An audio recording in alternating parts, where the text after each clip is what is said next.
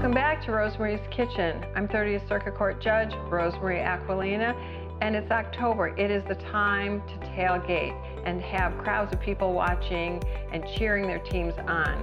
Food goes with that. Before I begin, because this is canned, we want to get rid of the canned flavor. So what I do is I rinse it with cold water. I'm going to let that drain. So I'm also going to drain the crab meat in the same way that I did the shrimp. To make this dip, you're really making the base now, and you have at room temperature your block of cream cheese. And then you are going to add about a tablespoon of mayonnaise, about a tablespoon of minced onion. I'm going to add a dash of salt, and then I want about 3 shakes of Worcestershire, and then about 3 shakes of Tabasco.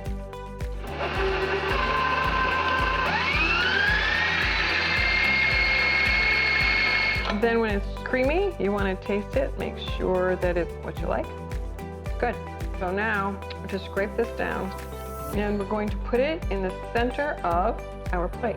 So you can take the back of a spoon or a cake knife and just spread this evenly around the plate and right up to the edge, just under the lip of the edge, just like making pizza.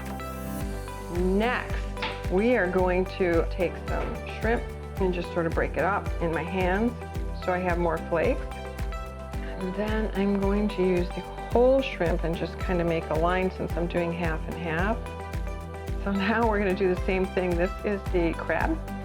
So now what do? We garnish it and put in as much or as little of the parsley. If you wanted to use basil or something else, you could do that as well. I always just use parsley because parsley is a staple in my house. You could refrigerate it at this point until your guests arrive. The longer the flavors blend, the better. For a game day, it's a nice change from all the chicken everybody eats. Thank you for joining me in Rosemarie's Kitchen. I'll see you next time.